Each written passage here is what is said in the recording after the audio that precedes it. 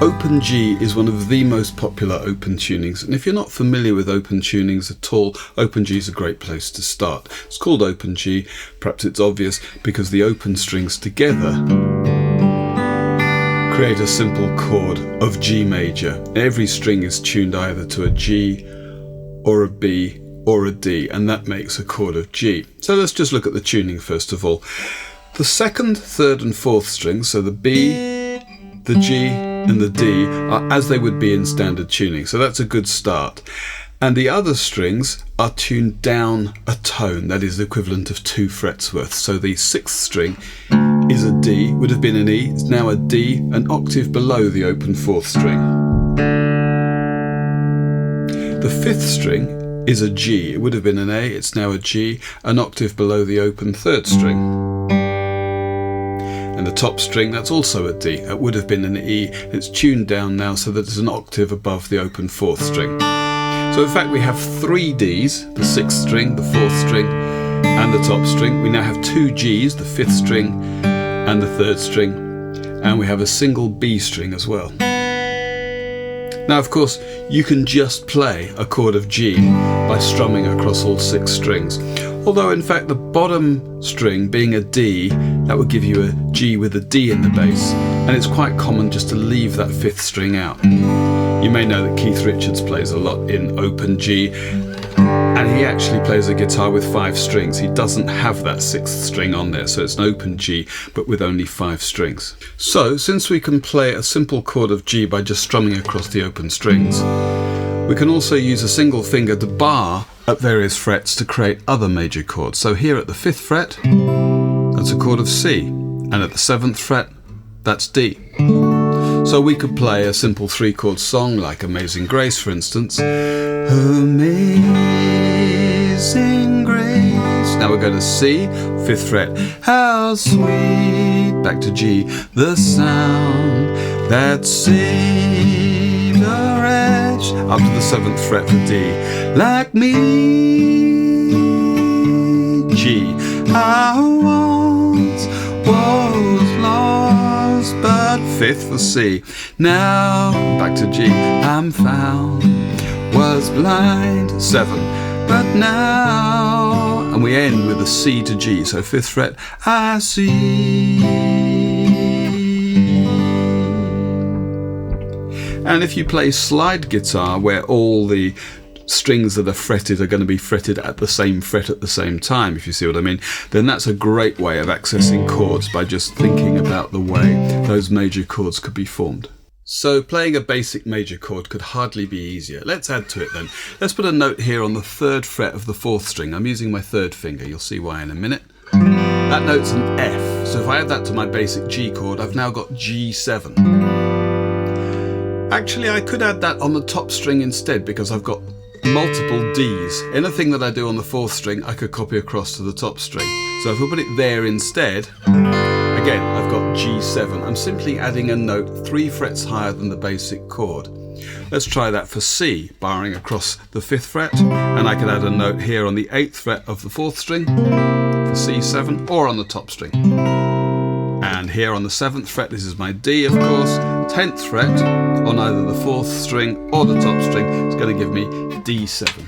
Let's work this idea into a little blues thing. I'm going to play that note there, but I'm going to approach it by playing a note on the 2nd fret of the 4th string. I'm going to start in fact with the open 4th string, 2nd fret with the 2nd finger, 3rd fret with the 3rd finger and back, and if I play that in a blues rhythm I get this. I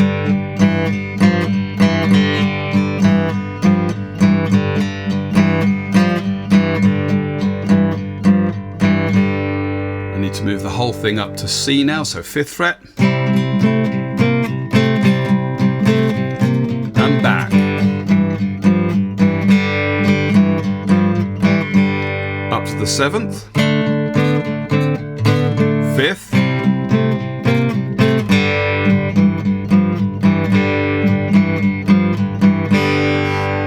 Okay, very straightforward. Here's another little idea.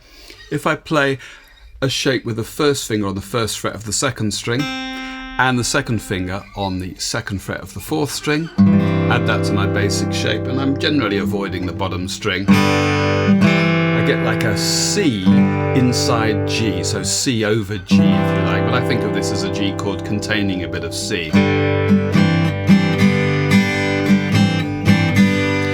If I bar at the 5th fret and do the same thing,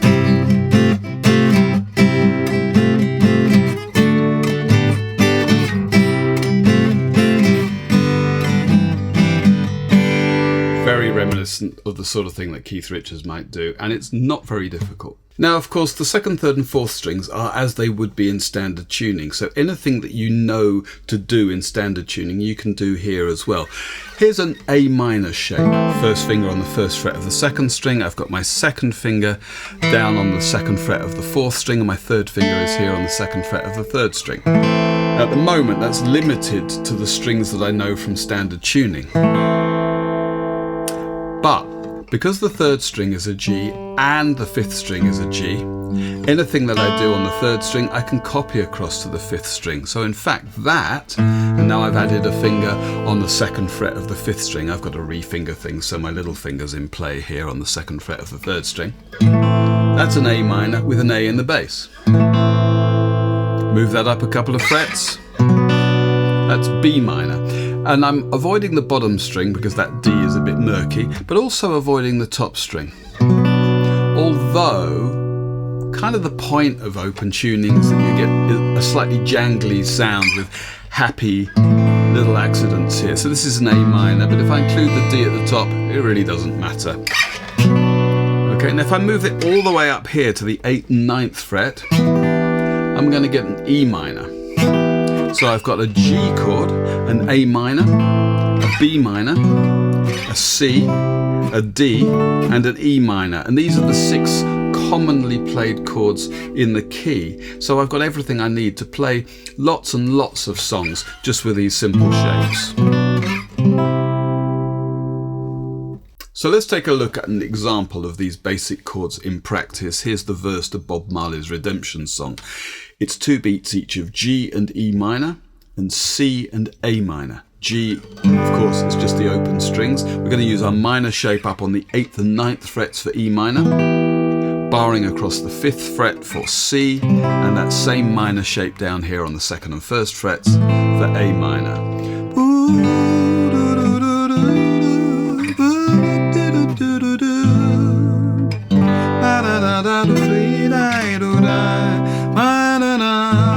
Which is fine, but that E minor is a bit high. It's high up on the neck, not particularly easy to reach. It's also quite high in pitch. There's no real bass there. That's my E.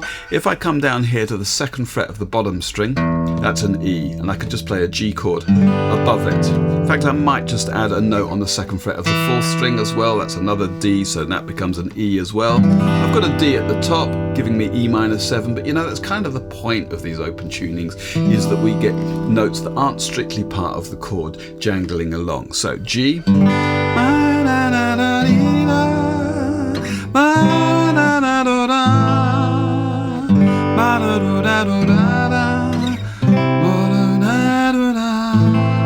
again, that's not bad. But we don't need to have all of these notes fingered. So the A minor, for instance, it's probably enough just to have the A on the 2nd fret of the 5th string and then the C on the 1st fret of the 2nd string, and let the open 3rd and 4th strings come through. So that's an A minor, but it's got a D at the top and it's got a G and a D there. Never mind. That's like an A minor in open G tuning now. So we've got G, E minor, C. I'm going to do the same thing. I'm just going to have a C on the 5th fret of the 5th string and an E on the 5th fret of the 2nd string. So all I've really got now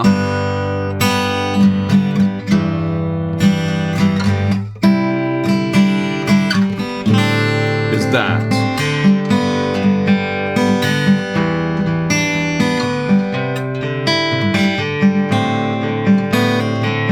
Little hammer on.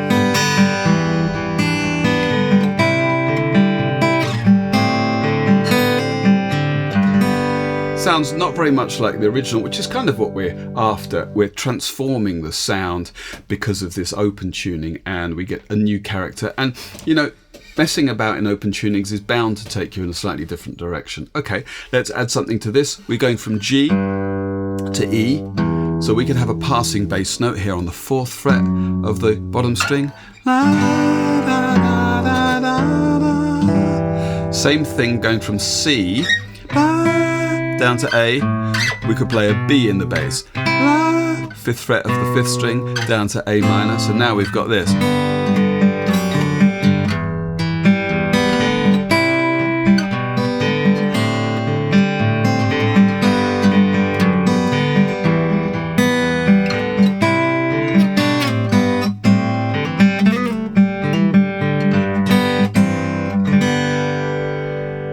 This idea of playing skeleton shapes, that is not really forming a full chord shape, but just kind of suggesting a chord with a couple of notes on different strings. It's very common in open G. Let's see what's really going on here. If we were to plot out a scale of G on the 3rd string, we'd have an A on the 2nd fret, B on the 4th, the C on the 5th, D on the 7th, E here on the 9th, there's an F sharp on the 11th, back to G. And the B string is a 3rd above, so it's a lovely harmonizing interval. If we were to do the same thing with the B string, starting on B, but playing a scale of G, we'd have B, obviously on the open 2nd string, C on the 1st fret, D on the 3rd, E on the 5th, F sharp here on the 7th, up to G on the 8th.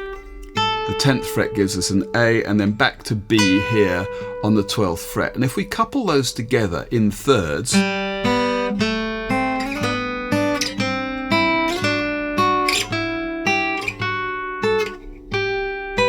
we get that. This is something I would do if I were familiarizing myself with a new tuning for the first time. I'd just plot out where the thirds could easily be found. Notice, by the way, and this is just kind of finger management, I'm using my 2nd finger on the 3rd string. When the strings are staggered, I'm using my 1st finger on the 2nd string, and where they're the same, like here on the 5th fret, I'm using my 3rd finger. So my 2nd finger stays put on the 3rd string, but I'm switching between the 1st finger and the 3rd finger on the 2nd string. Now, anything that happens on the 3rd string could happen on the 5th string because they're both Gs. So instead of this, I could do that here,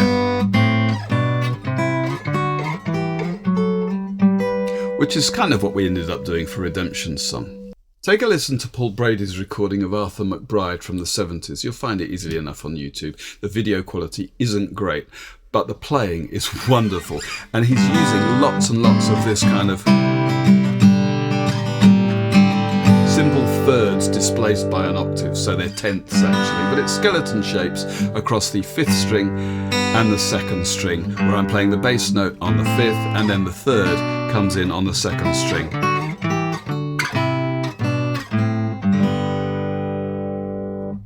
Okay, to finish up, let's put some of these ideas together in a hastily cobbled together arrangement of Scarborough Fair. In A minor, I've got an A minor, which I'll probably play as this skeleton shape, just using a finger on the 2nd string and 5th string.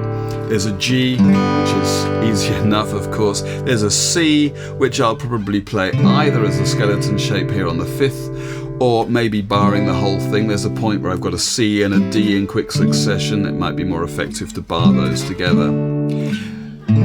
And there's also an opportunity to play that C over G thing, which is a kind of C inside the G, if you like.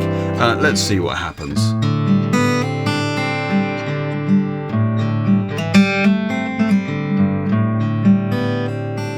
Are you going to Scarborough Fair? Parsley, sage, rosemary and thyme. Remember me to